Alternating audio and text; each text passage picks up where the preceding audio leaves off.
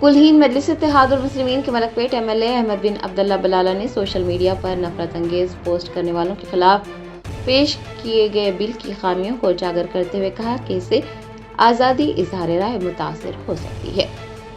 तेलंगाना हुकूमत ने social media पर नफरत आमेज मवाद डालने वालों के खिलाफ असेंबली में हेट स्पीच और हेट क्राइम्स बिल 2026 पेश किया है। कुलहीन मजलिस इत्तेहादुल मुस्लिमीन के मलकपेट एमएलए अहमद बिन अब्दुल्ला बलाला ने बिल की पुरजोर हिमायत की और सोशल मीडिया के जरिए नफरत फैलाने वालों के खिलाफ कार्रवाई का मुतालबा किया। उन्होंने दौरान तकरीर बिल की कई खामियों को भी उजागर किया। एमएलए मलकपेट ने कहा कि बीएनएस के तहत 41 सीआरपीसी नोटिस दिया जाता है, ताहम ये बिल सिर्फ रिमांड करने के इरादे से लाया गया है, ये नफरत फैलाने वालों के लिए नहीं है। अहमद बलाला ने बिल के जरिए आज़ादी इजहार राय मुतासिर होने का खदशा जाहिर किया। उन्होंने कहा कि ये भी वजाहत की जानी चाहिए कि अगर कोई अपने मजहब का प्रचार करता है तो ये नहीं समझा जाना चाहिए कि ये दूसरे के मजहब की तौहीन कर रहा है। मजलिसी एमएलए ने जोर देते हुए कहा कि नफरत फैलाने वालों के साथ साथ सोशल मीडिया पर नफरत अंगेज पोस्ट डालने वालों के खिलाफ भी सख्त कार्रवाई की जानी चाहिए। Shri Ahmed bin Abdullah Balala. Thank you speaker साहब। स्पीकर साहब, ये बहुत अच्छी बात है कि हुकूमत या जो आजकल जो हेट स्पीच का जो दौर चल रहा है, एक दूसरे के ऊपर बुरा भला कहने का, दूसरे रिलीजन्स का मजाक उड़ाने का, उसकी वजह से जो माहौल खराब हो रहा है, खास तौर के ऊपर सोशल मीडिया के ऊपर भी जब जो कोई चीज वायरल होती है तो उसका असर फिजिकल से ज्यादा सोशल मीडिया इसके अंदर अहम रोल अदा कर रहा है कि लोगों के बीच में नफरत पैदा करे। बिल अच्छा है, लेकिन इसके अंदर बहुत सारी खामियां हैं। पहले ऑलरेडी बीएनएस के अंदर ऑलरेडी कई सारे चीजें हैं बीएनएस में, और इसमें क्या फर्क है हमको वाज़ेह तौर पर देखने में ये आ रहा है कि आप बीएनएस के अंदर जब बीएनएस के सेक्शन जब लगते हैं तो उसको 41 नोटिस दिया जाता है, क्योंकि उसके अंदर बिलो 7 ईयर्स उसके अंदर प्रिजन है। तो सिर्फ ये बिलो 7 या 41 नोटिस नहीं देकर रिमांड करने के लिए के इंटेंशन से ये बिल लाया गया, ना कि कोई सही सख्त इकदाम कर सही हेट स्पीच को या हेट मॉन्गर्स को रोकने के लिए ये नहीं है।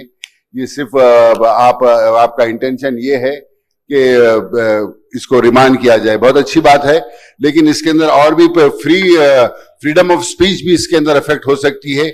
और इसके अंदर खास तौर पर वजाहत ये भी होना चाहिए कि आप कोई अपने पर्सनल रिलीजन को प्रोपोगेट कर रहा है तो आप उसको ये अज्यूम नहीं करना चाहिए कि ये दूसरे के रिलीजन को अफेंड कर रहा है। Propagation should not come under this कि आप कोई भी अगर से हिंदू धर्म का कोई प्रोपोगेशन कर रहा है, क्रिश्चियनिटी का कोई प्रोपोगेशन कर रहा है, इस्लाम का कोई प्रोपोगेशन कर रहा है, तो हर एक को अपने रिलीजन को प्रोपोगेट करने का हक है पूरा।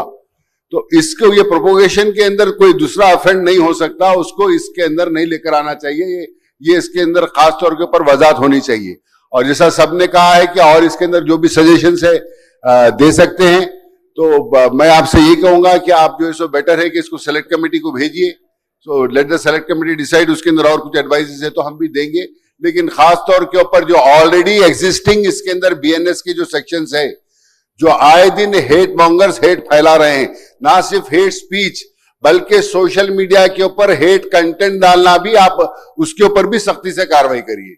आज जो है ना कितनी देर के अंदर जो सो अगर सोशल मीडिया के ऊपर वायरल हुआ तो आपका ये क्राइम साइबर क्राइम वाले जो है ना कितनी देर के अंदर उसको निकालेंगे, कितनी देर का उसको टाइम है।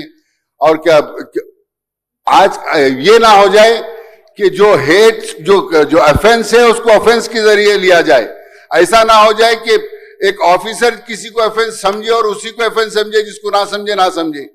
तो बहरहाल बहुत सारी चीजें हैं इसके अंदर कि हमारा भी मशवरा है कि आप सेलेक्ट कमेटी को भेजिए और जो है सो बीएनएस कानून के ऊपर सख्ती से अमलवारी करिए, ताकि ये हेट मॉन्गर्स के ऊपर आप सही कार्रवाई कर सके। Germanten super speciality hospital, national award winner doctor Mir Jawad Zar Khan, German trained senior orthopaedic surgeon and director, माहिर डॉक्टर्स डॉक्टर वासिफ आजम और doctor Bharavi Chunduri, senior cardiologist और दीगर डॉक्टर्स नुमाया खिदमत अंजाम दे रहे हैं। Robotic surgery, advance cath lab, MRI, operation theatre, ICU, 2D ultrasound जैसी सहूलियात से आरास्ता कॉर्पोरेट लेवल हॉस्पिटल। वाजबी फीस में हर मर्ज से शिफायाबी के लिए German 10 super speciality hospital, Attapur,